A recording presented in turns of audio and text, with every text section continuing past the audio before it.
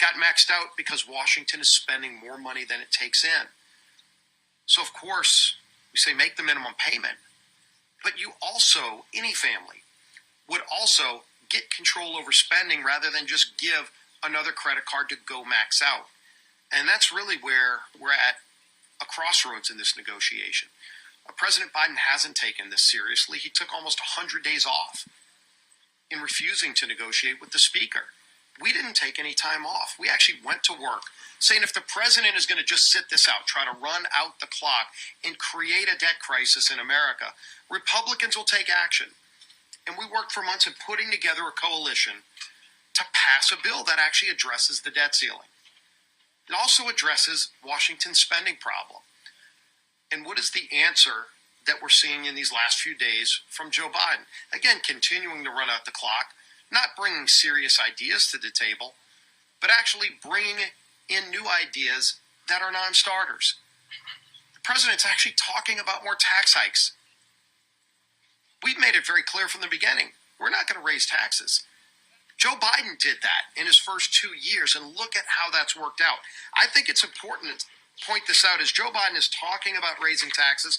Look at some of the taxes that Joe Biden has already signed into law to raise on hardworking families.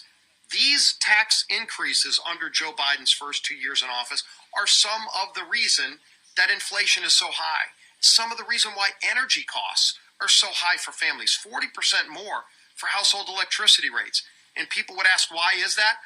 Well, in part, it's because Joe Biden added $6.5 billion in taxes on natural gas. That is a direct tax increase on low and middle income families, breaking his pledge that anybody making under $400,000 a year wouldn't pay a dime in new taxes.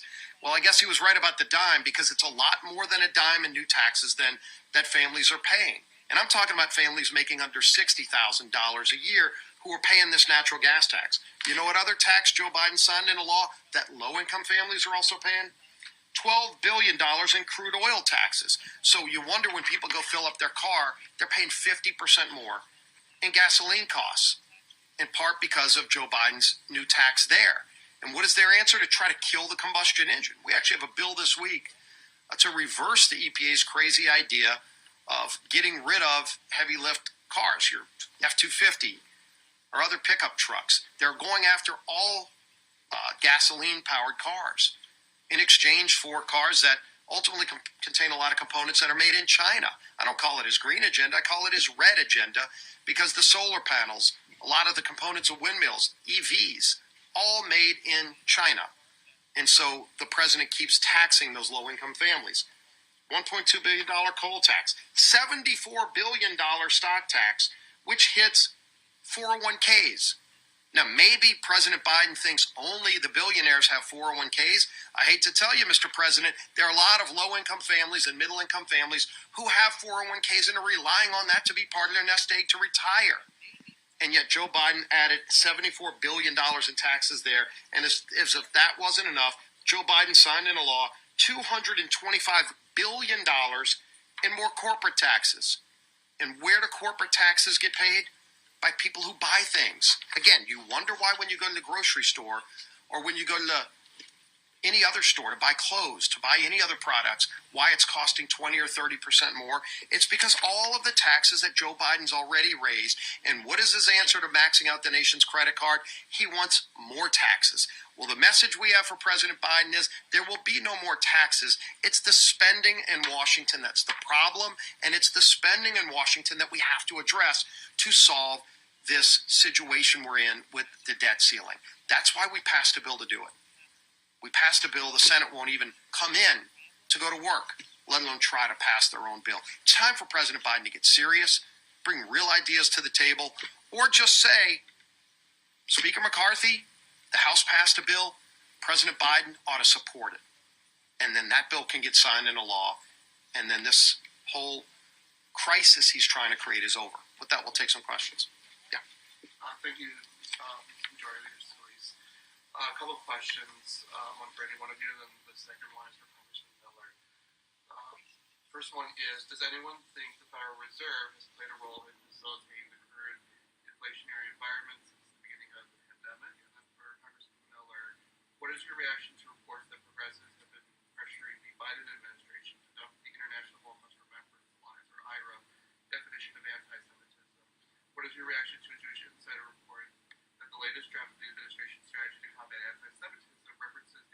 definition in addition to the nexus definition, the latter of which is supported by progressives?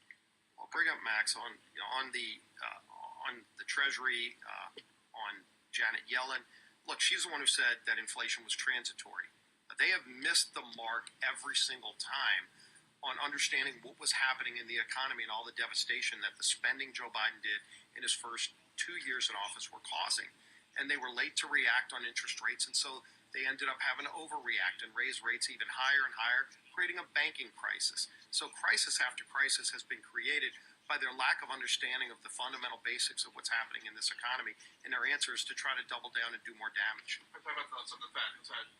Fed specifically, that's the Treasury Department. Yeah, but the Fed was late in addressing interest rates. Every economist will tell you when you have inflation rising out of control, interest rates ultimately have to tame inflation, and they waited so long that they ended up having to jack up interest rates a lot higher than they should be right now, and they still haven't gotten control of inflation because Joe Biden won't get control over spending. That's what the debt ceiling negotiation is all about.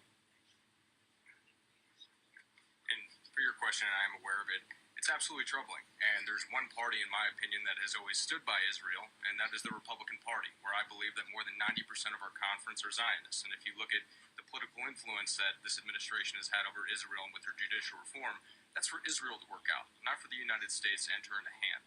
But we see this time and time again that this administration and these individuals and our colleagues on the left like to change definitions to fit their narrative.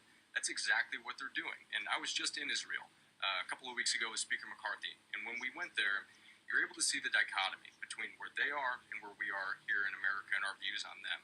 It is extremely troubling that this administration is not as supportive of Israel as what we've seen.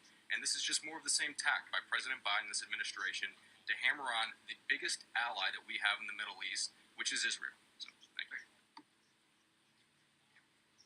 Thank you. I wanted to ask you, so a lot of your Freedom Caucus members still don't believe that June 1st deadline is the actual hard deadline for default that Janet Yellen has provided.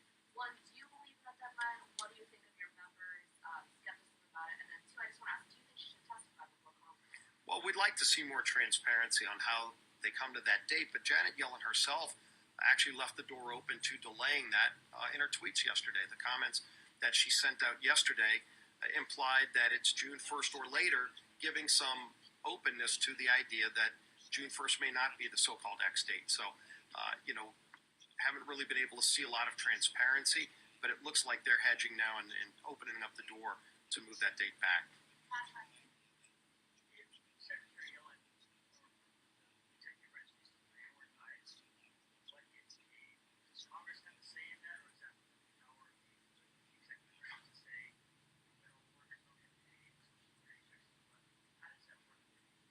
Well, first of all, the real solution would be to pass the bill that the House passed. I don't know what methods they have. It seems like she's indicated they've looked at some different options. I'd like to hear what she has to say about that. All I know is we passed a bill to resolve this. No one in the Senate has moved to try to pass legislation. Again, if they've got a different approach, Chuck Schumer's really good at trying to criticize other people's ideas. I've yet to see Chuck Schumer's idea that can pass his chamber. We came up with ideas. We actually not only talked about them, we put them on paper, and then we put the votes on the board to pass them. And no other chamber's done that. The president, while criticizing the only plan that's passed, hasn't put anything on the table serious himself that could even pass the United States Senate. We'll do one more, yeah. Do you think that the debt limit is still a constructive mechanism for shaping American policy? Well, at some point, you've got to have a limit on how much the federal government can borrow. We want to get back to balanced federal budgets. And again, we've been there just at the beginning of this century. It was 2001, we were balancing budgets. We need to get back to that point. The only way you do it, I mean, the real problem is today the federal government's still taking in money, in many ways record amounts. Problem is it's spending too much, spending more than it takes in. For every $100 that the government takes in, it's spending $129. No business could be run that way. No family runs themselves that way. What we're trying to do is say, let's address the debt ceiling, but let's also address the extra $29 out of the 100 that's coming in that we're spending that we don't have, and get it back to a balanced budget. We're working out a plan for over time to do it. The president doesn't even want to engage in that conversation. That has to.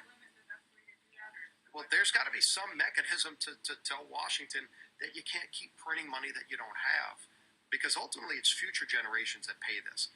It's just like President Biden's idea to just wave the magic wand and say nobody has to pay their student loans back. Every taxpayer in America is going to pay $3,500 per taxpayer for the 13% of Americans who would not have to pay their student loans back. Is that fair that somebody working 2 jobs is going to have to pay $3,500 so that somebody else doesn't have to pay a loan that they signed for? At some point in time, somebody's got to pay these bills. And Washington can't keep spending money it doesn't have. And so we're at the table saying we've got to get control over spending. We rebaselined the pre-COVID spending numbers, which is very reasonable. That was in our plan that we passed. We also included growth provisions to grow the economy, to get more people work requirements. Think about this. Again, Joe Biden voted for work requirements when he was a senator. That would say instead of spending $140 billion to pay able-bodied adults with no dependents to sit at home, how about you get them back into the workforce? Then they'd be paying into Social Security. That would actually strengthen Social Security. Joe Biden has undermined programs like Social Security by borrowing money from China to pay people to sit at home who are fully able-bodied. Those are basic reforms, again, that any family would do if they were managing their budget. It's time that Washington starts confronting the realities of out-of-control spending. Thank you.